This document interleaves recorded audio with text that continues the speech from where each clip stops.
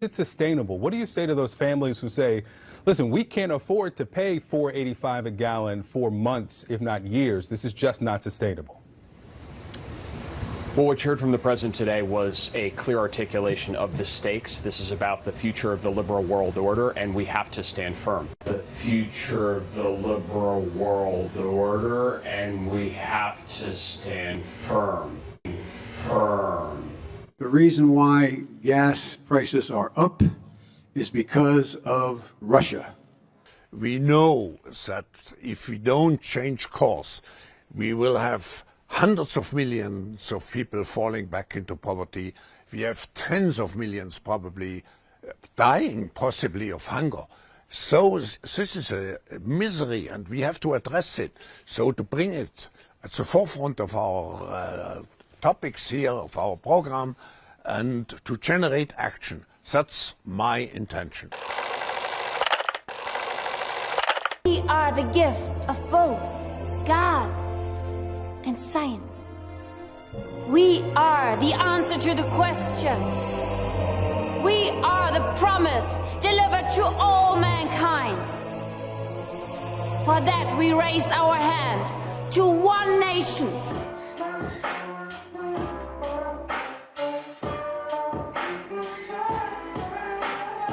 Humans are now hackable animals. You know, the whole idea that humans have, you know, they have this soul or spirit and they have free will and nobody knows what's happening inside me. So whatever I choose, whether in the election or whether in the supermarket, this is my free will, that's over. What is going on, my people? Yeah, today we're coming and bringing another video of the total collapse, right? I mean, I don't know if you've been around long enough to know Y2K, right? Some of you have. I remember a group of us. We got together and we started collecting all kinds of information. We collected goods. We started stocking up on rice and beans and all kinds of stuff. We had these buckets, right? And we stacked them up. And they were all full of food, all full of non-perishable food in buckets. And in fact, it wasn't too long ago that I just completely got rid of them. And it just seems to me that whether it's Y2K or 2008 or let's see, the Black Monday 1989, right? 1988, I can't remember. I have to do some research on that. And then there was, the Iranian hostage crisis, okay? A lot of you don't remember that, but I do. I remember getting on, that's where they started this late night show. I think it was on CBS, and they counted every day of the Iranian crisis, right? And we were glued to it. It came on late at night after the nightly news. So we'd stay up and watch it and miss some school days. I was tired, didn't want to get up, whatever. But it was so intriguing, right? Watching this all unfold every day. I can't remember the show. If you can remember the show, put it down there. And it was one of the guys, Ed Koppel, right? I think that's who it was. Ed, is he still around? I don't know. Some of these guys, I mean, most of them are gone. But anyways, it was the, what was it last? It was the oil embargo, oil crisis, gas. I remember gas stations were out. They were out of gas. People in long lines. I mean, you think it's bad today with the high gas prices. I remember back, and I was in high school, had a 1973 Buick Riviera, and all the buddies, we would scrounge for cash, right? Somewhere. I mean, I remember digging in the seats after my dad had poker night and digging in the seats because all the guys would get up and all the quarters, change would fall in the cushions. And I'd get in there the night before and try to find an open beer somewhere that was anything. And I would scrounge through the seats and pick up some change. And then, you know, going out with the buddies that night, you know, whatever we could scrounge together. I mean, back then, if you get 10 miles per gallon, you were doing well. I mean, you're doing really well if you got 10 miles per gallon. And sometimes that's all we needed. A gallon or two of gas. We come together. We have, 2 gallons of gas and a 6-pack, 12-pack of beer, right? And we were living. We were living back then. But I wouldn't say them were the good old days, but they are the days that I have to remember by. But anyways, the reason why I took that diatribe, that long intro, is because, I think today, as we live in so much information, and it seems like in the last 2 to 3 years, things have really ramped up. I mean, you would say something that would happen, it would usually take 10 years. I remember when we started with the national health care, and it started with Hillary Clinton, right? And then it seemed to take time, right? It got everybody used to national health care, right? Clinton care, Hillary care, then it just, when Bush got into office, absolutely nothing. And then we got to Obamacare. So that was roughly about 15 years, right? And now, if something's going on, it only takes a few months. And it either collapse or something way out there that we would never even think of doing in the 1950s, 60s, or whatever. Even during the whole 60s movement, love and all that kind of stuff. Yeah, that was a pretty big, drastic social change from the 50s, when you'd see women dressed in dresses and men in suits and hats. And then all of a sudden you come out with the Beatles and the rest of these guys. Before long, they had long hair and no suits, right? They were just a mess. At least I think. I mean, I like people dressed up. I really do. I maybe call me old school or whatever, but there's nothing like a man in a suit or a woman in a fine looking dress with a nice, long coat, and a man with, watch and a hat. I mean, I don't do that, but it sure looks nice, right? So today in this video, we're going to get into some of the things that are happening right now, that are happening in, and I don't see a collapse. I don't see really a collapse. And I've said this before, until 2025, right? And we're going to get into a new president, whoever that may be. And I don't think it's Joe. I don't think Joe's going to make it that far, really. I mean, whatever you got to say about the guy, I could care less. But just to watch, just him getting around, I don't, and everybody knows that. Some people don't want to say it because, of their party affiliations. But I just don't think he's going to make it that long. I mean, he might live, I'm not saying that. But I remember when Reagan started deteriorating. I mean, you look at, a lot of the older people. I mean, my parents are 93 years old, and they're still well in the brain, but their body's given out. And you look at Jimmy Carter, he's still around. I think he's approaching 100. But, people don't, I mean, you're talking about the stress. I mean, you look at pictures of when a guy entered into the presidency and when he left. I mean, they age like 20 years. They really do. And it's just too much stress for them. I don't know why anybody would want that position. I mean, why?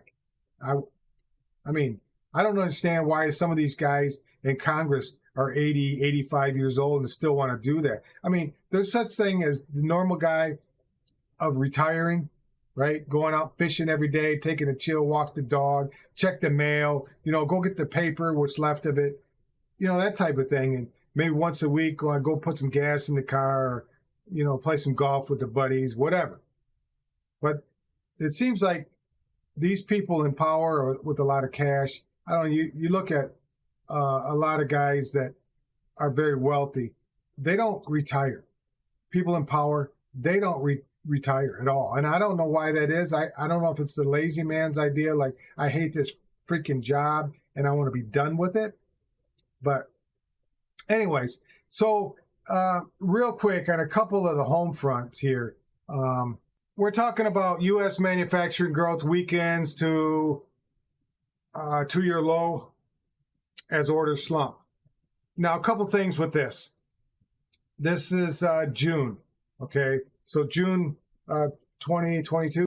So what we got here is a couple different things. I remember back, in the 80s, talking to a building inspector, and he said, you know what, Mike? I can always tell when the economy's slowing down. It's because the building permits for commercial buildings will almost disappear. We'll get that lag from building residential buildings afterwards. But generally what comes first is that commercial, and then it'll dwindle down to pretty much nothing. And then after that, the building, residential building will slowly fade too. And that's what I always use for the indicator, but I can always find stats from national residential building permits and growth, but I can never see stats on the overall measure of commercial buildings. Okay, I'm not talking about businesses starting and none of that. I'm just talking about the actual building of pulling permits to start building on commercial buildings. And so that was a big wake up call to me, because I really noticed now this time that we're living into, and I really believe that a lot of businesses will slowly get rid of building large buildings. I know there's one in Detroit that they downscaled quite a bit because of the whole trying to fill these offices with people now that work at home. And I think the residential part will be there, but as far as the days of corporations building these massive buildings, sprawling buildings and bringing all people back into the cubicles for one thing, it's going to be a waste of money with the whole credit, the carbon credit deal, with just the cost of internet service and utilities and management and maintenance and that type of thing. If you can have a so-called building and just have people come in, maybe rent some facilities at one of the motels or hotels or whatever, and have a meeting once a week or once a month, you're further ahead to do that and just have a standalone building with a few of the hierarchy that come in every once in a while. The rest of it can, the people are going to do their own utilities. They're paying their own property tax. They're paying their own utilities and internet service. Most likely they'll have their own computer. But even then, if it needs service or whatever, they're going to have to call for it. And they'll send a bill to the business, but they're going to have to do all that area that they would have to have somebody else do that. It's going to save them a lot of money. And the next thing, the age we live in, I just think it's going to take one of them slow progressions. I don't think we're going to see it until the end of summer, early fall. But we're going to get a boost during the holidays. And then probably sometime, I would say December, we're going to get that kill off, and probably not till 23. But my sole prediction is not till the next president is elected. When he comes in office, January, February 24, 25, it's going to be a total disaster. Okay. I don't know if we'll be in a full-fledged depression, but we're going to be close. I think we're going to get 2 years of help. I think the administration is going to give some help so we won't see a total collapse. But we've never been in this type of debt before. We've never been in a world economy like we have been. We've never had supply chain issues, cost of fuel, war, whatever. Not all at the same time, right? And I don't think that it's gonna just take off. I think there's gonna be measures where they're gonna do some heavy lifting, so to speak, to not see a total collapse. But I think the next administration, and it probably won't be Joe, But whoever it is, whether it's a Democrat or Republican, I think it's going to break loose. I really do. So in the next thing I want to look at is, okay, so we jumping over here into Trading Economics, which is a pretty good site to see because it has quite a bit. Now we're into business confidence, right? Let's do this. Business confidence. Now look at, we're July 2021, and we go to October. We're getting a slow rise till November. December takes of 2021, it takes a little dive. January starts to tank. It builds up in February. And just after the Putin deal, we start to see this fall off, right? So we're into June. Is this what June? Yeah. 2022, it fell to, PMI fell to 53. In the confidence of, the business confidence is totally almost hitting the floor, really. And that says a lot. Because, generally when you run a business, you have a forecast, right? And you can see what your orders are going to be, in the next quarter, next 6 months, that type of thing. Because, I was in the building trades pretty heavy. So you would have to order, whatever, like lumber, trusses, your sales, like say if somebody you'd have to go through all the processes, and then you'd plan it out.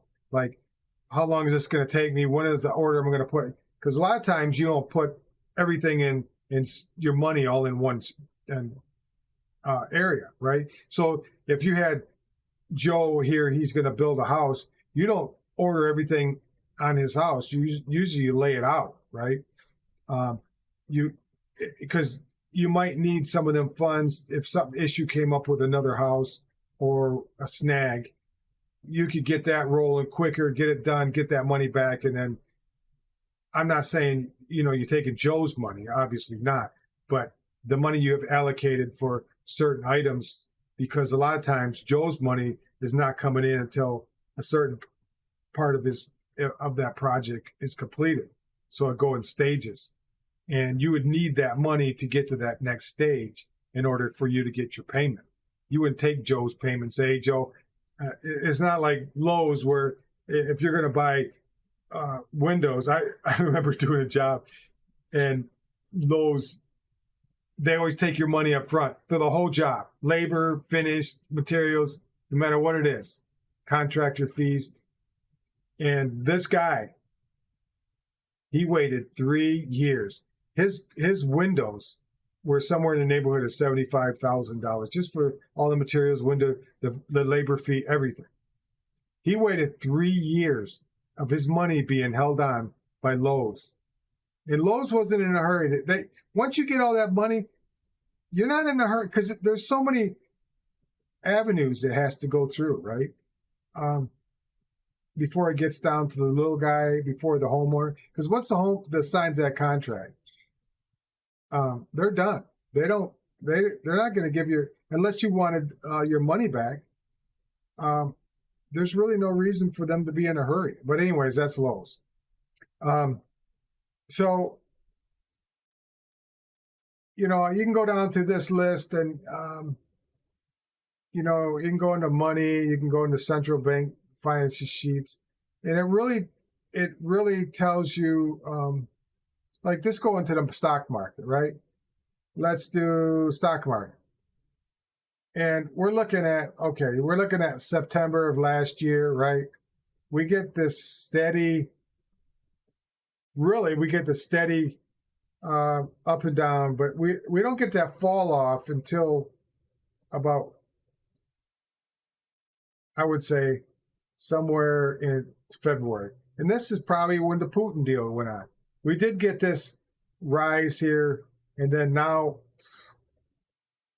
we're into June, the end of June, and it's bad. People, I think they said somewhere around $2-3 trillion that 401ks lost. Now, if you're planning retirement, you might have to wait. I remember 2008. A gentleman I was talking to had a boatload of money tied in General Motors, and this is all vanished.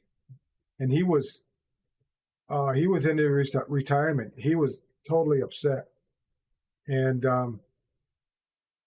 he had a lot of money. But you take General Motors out of it, he took a setback, and he was too old to go back to work, so he had to pinch pennies. And if I remember right, he didn't last 5 more years after that. So really, his wife took over. But so even we could see even in Germany, their sales have been down. Let's see, 2022 sales from last year. You could see in 2022 they're taking a hit. May year to date they're down 10%. From May from the year before, 10%. So I just think that we're not talking about the chip shortage. We're not talking about, supply chain issues.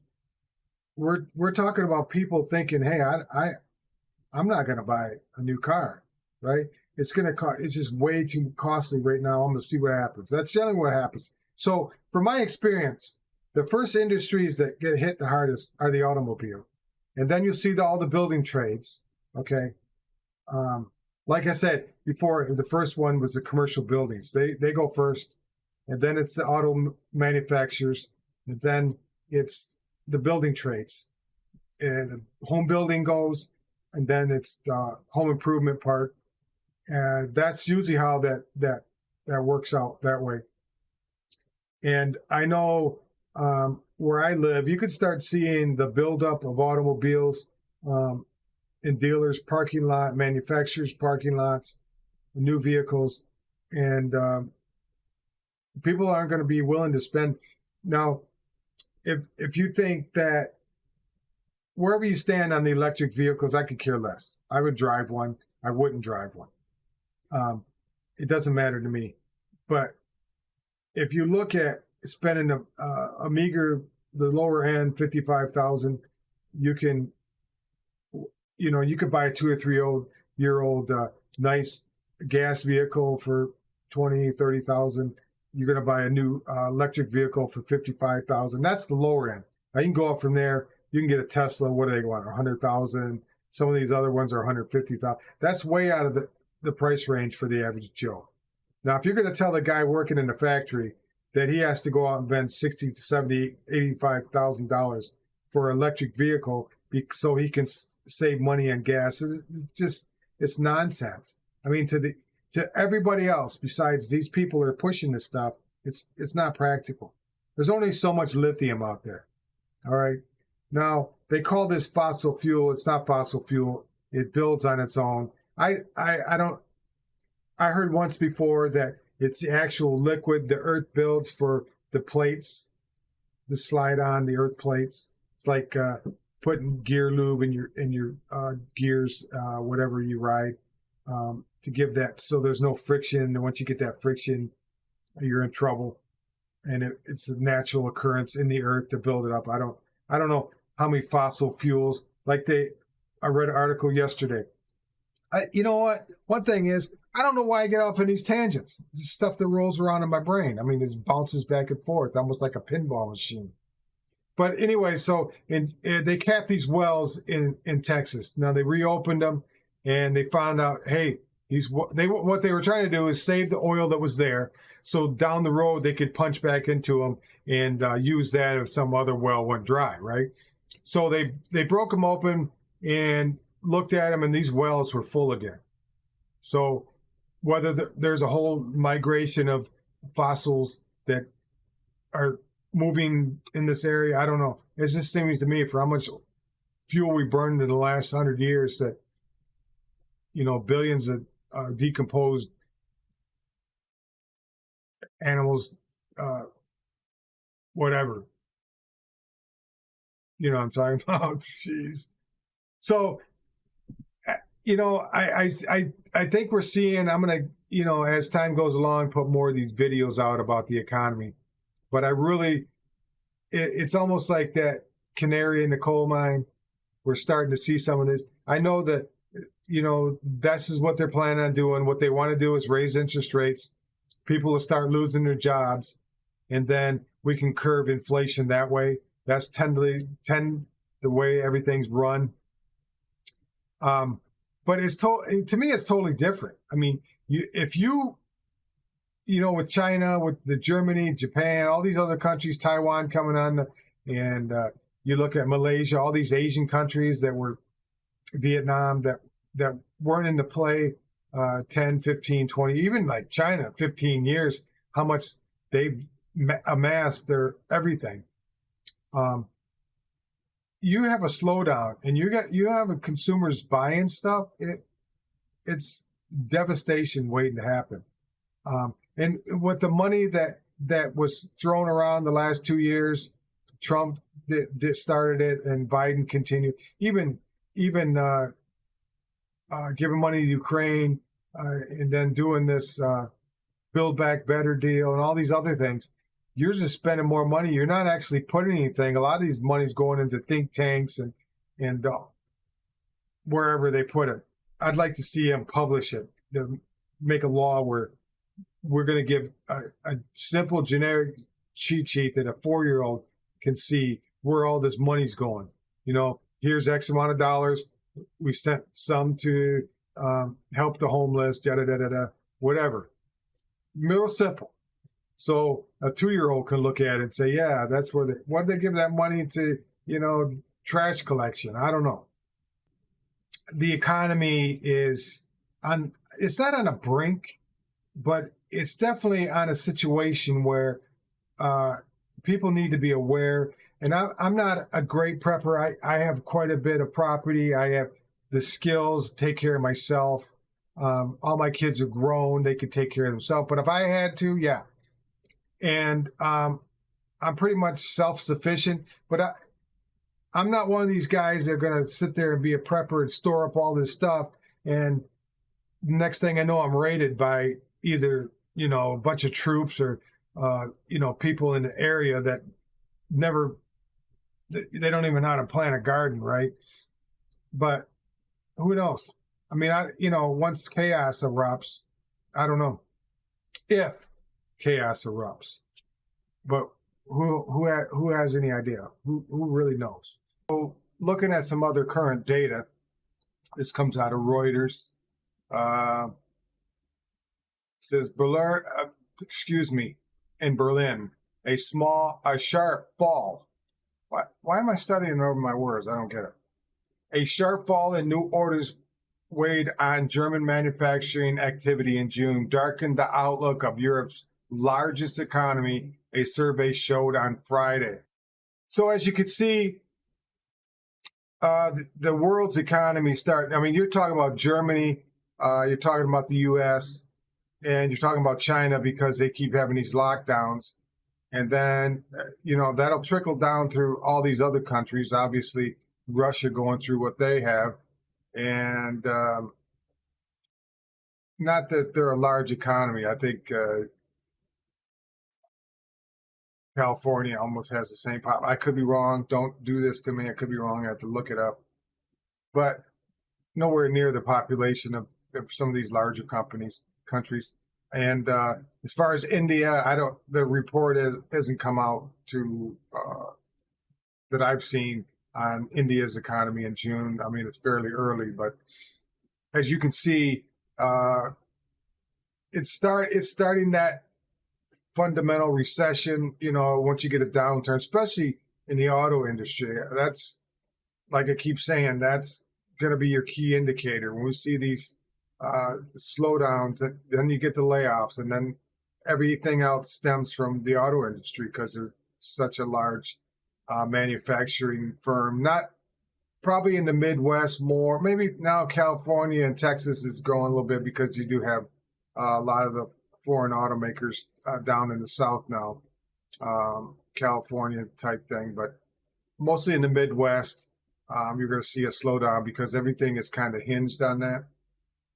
So if you guys would, I'd appreciate you liking, subscribing, anywhere you get this information from, comment, do some like, all that stuff, right? I'd appreciate it. You hear it on every channel. It's the number one thing, and the number two thing, first of all, is it really helps my ego that you comment, you like, you subscribe, you share with everybody on your platforms, wherever you're on social media.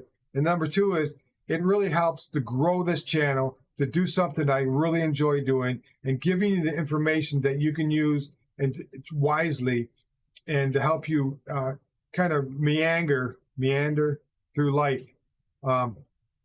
And I can share all my business experience, as well as raising a family experience, as well as, marriage experience, all that stuff I'm going to share on this channel. Okay. Because it's a well-rounded, it's not just business. It's not just family. It's not just faith. It's a well-rounded individual, right? So you guys have a wonderful day, and I will see you in the next video. I will see you. You'll see me more than likely, right? I hate some of these things that you say and you just blurt it out.